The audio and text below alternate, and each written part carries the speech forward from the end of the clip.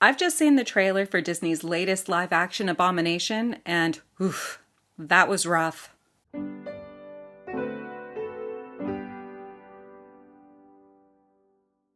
The live-action remake of Snow White and the Seven Dwarfs has had an incredibly troubled production. From the Hollywood strikes to the panicked course corrections in casting and story made by writers and producers who don't understand the original folktale or why it's been beloved for centuries. I loathe all the Disney live-action remakes. Well, except for Cinderella. I was indifferent to that one when it first came out, but I've really come to love it over time. The rest are just content. They are as soulless and empty as zombies, but they're even worse because these nasty rotting monsters are not just here for your brains, they're here for your money too. In each of these films, Disney took a movie that was perfectly crafted and then just made superficial and unnecessary changes to the plot and characters. Then they shoved it at us and said, "You're welcome." They shot each of these movies in live action, but then piled on so much computer graphics that they might as well have just done a computer animated version of the whole thing.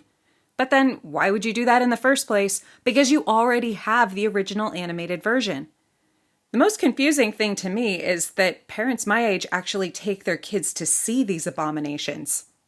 We already have those movies we grew up on. That's why we feel so nostalgic for them. So why not just save the $50 that it takes to drag your whole family to the theater and just stay home and watch the perfectly good movie you already love? Okay, back to Snow White. Unfortunately, I have to talk a little bit about the production drama around this movie, which is usually the sort of thing I don't want to talk about because it has nothing to do with literature or adaptations of literature. But unfortunately, in this case, I need to because the people making this film fundamentally misunderstand Snow White as a folktale, as well as the 1937 adaptation and its historical context. All the drama is rooted in this misunderstanding, and the really unfortunate thing is that none of it was necessary. One of the major points of drama had to do with whether or not Disney was going to cast little people to portray the dwarves in the film. The Hollywood rumor mill said that this was going to be the case, but then the internet heard from Peter Dinklage. This is an actor who I know as Trumpkin from the film version of Prince Caspian, but who most other people know as the barfing dude from that show about mean stabby people. He pitched a fit. He said that it was somehow offensive to little people to give them jobs working as actors in a film.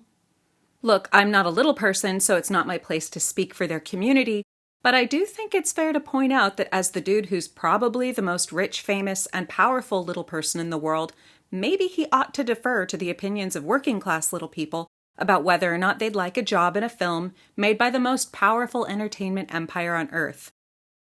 So after this kerfuffle, Disney caved and rewrote the story so that there were not 7 dwarves, but 7, they called them magical creatures.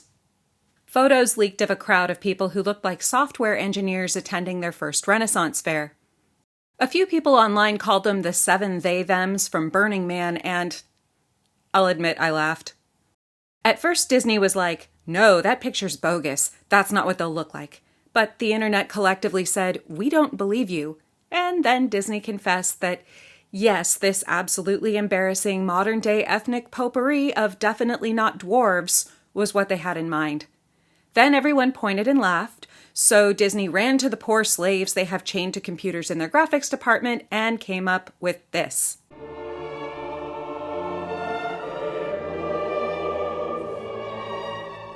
I never thought I'd say this, but I want the they-thems from Burning Man back. What's most frustrating about this drama is it all could have been avoided if Disney and their publicists and Peter Dinklage had bothered to understand the original medieval folktale that the Brothers Grimm wrote down, as well as the Germanic folklore that inspired it. When Jacob and Wilhelm Grimm collected this story at the beginning of the 19th century, anyone who would have read it would have implicitly understood that the beings that Snow White meets in the forest are not human. The German term for these creatures, and the one used in the folktale, is Zwerge. A completely different term, kleinwüchsige Menschen, is used to refer to little people. It means people of short stature. The term Zwerg has occasionally been misused to be offensive, but its main meaning has always been to describe beings from Germanic and Norse mythology rather than humans. These beings have the same status as elves or fairies. Dwarves live in mountains, forests, or caves, and they're highly skilled at any craft done with the hands. Famously, at the end of the story of Snow White, the dwarves make a coffin out of crystal to hold the sleeping princess. This isn't something that human craftsmen would have been able to do. Further proof that the Zwerge in the story are not human.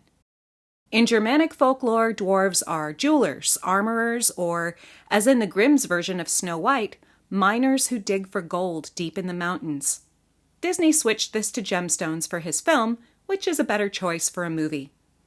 In Norse mythology, dwarves brewed the mead that allowed poetry to come into existence, and they crafted Thor's hammer. Sometimes they're tall or even shapeshifters, but they're often described as being smaller than humans. Mythological dwarves are what inspired J.R.R. Tolkien when he wrote stories set in Middle-earth. I understand Peter Dinklage's concern over the way little people have been treated in the past by Hollywood, and I think it's admirable that he wants to look out for his community. But unfortunately in this case, he was wrong in his understanding. I won't repeat his comments in full because there's a bunch of potty words and this is a family-friendly show, but he was basically complaining that it's the modern day and why are we still portraying little people as living in caves? I've never heard of that stereotype in general, and in this particular case it's wrong because Snow White's dwarves live in a very nice house. They just work in caves because they dig for gold and that's how geology works. Also, Germanic dwarves have always been portrayed as beings of great intelligence and legendary skill. They often look down on mere mortals. They have individual personalities and are never portrayed as all being the same. The dwarves in Snow White are clever, hardworking, kind, loyal, caring, and friendly. I'm struggling to see how it would be an insult to ask any actor to portray that. The other bit of production drama around the Snow White remake came when lead actress Rachel Zegler had a cringy red carpet interview in which she said, "You know, the original cartoon came out in 1937, and very evidently so. There's a big focus on her love story with a guy who literally stalks her." Yeah. Weird. Super weird. So we didn't do that this time. So no. In another setting, Zegler said that because the film came out in 1937, it had outdated ideas about women's potential for leadership, which is super bizarre because one of the two main characters in the film is an all-powerful queen who commands her entire land and all the people in it, and she's a phenomenally gifted sorceress. I mean, she's not just a woman in power, she's a woman in STEM. Have you seen that chemistry lab in her basement? Anyone who criticizes the themes in the 1937 version of Snow White also probably doesn't understand the historical context of this brilliant film, which was so good that it was given a special Academy Award for being, quote, a significant screen innovation, which has charmed millions and pioneered a great new entertainment field for the motion picture cartoon, end quote. Snow White and the Seven Dwarfs is also, once you adjust for inflation, one of the most financially successful films of all time. This film is the definition of perfection, no matter how you measure it. Movies can tell us a lot about the time and place in which they were produced, and this was made just at the end of the Great Depression, but also just as the storm clouds of World War II were gathering. When you watch the opening scene, it's easy to see why it appealed to people living at this time. When this movie came out in December 1937, the world had been in an economic slump for 8 years. 1/4 of American workers were unemployed at the Great Depression's peak. Millions had lost their jobs or their homes. So you know what they needed? They needed a nice time at the movies. There's lots of talk about how people need to see themselves represented on screen, and guess what? That also applied to people from the past. At the beginning, Snow White is in rags. She's doing menial work, despite the fact that all around her is evidence of the greedy, selfish rich person who's responsible for her situation. And yeah, she's wishing for the one she loves to find her. That's something most young people can relate to, even in our modern day, as evidenced by literally all pop songs. When the prince shows up, he isn't stalking her, as Rachel Zegler incorrectly assumed. It's clear that she's delighted to see him. but she's also embarrassed about her raggedy appearance. That is an emotion that a lot of people would have related to during the Great Depression. This is a time when people famously tucked bits of cardboard into their shoes when the soles wore out, or they turned their coats inside out when the lining looked better than the outside. But you know what? The prince doesn't care about any of that. He's able to look past the raggedy clothes and the poverty, and he has one song, only for her. Try to imagine what that must have felt like to the people watching this film when it first came out. Snow White becomes even more inspiring because after she gets let go from her job in the most aggressive way possible, and she finds herself a homeless hobo, she's able to pick herself up and start over. In 1937, a lot of Americans would have loved to be able to whistle while they worked, but they couldn't because there weren't any jobs. They would have loved to happily sing hi ho, it's home from work I go, instead of oh no, it's home from the soup kitchen I go. So yeah, this film is from 1937, and very evidently so. And its themes of optimism, resilience, and confidence would have a lot to teach those kids on TikTok boo-hooing about how hard it is to work at Starbucks.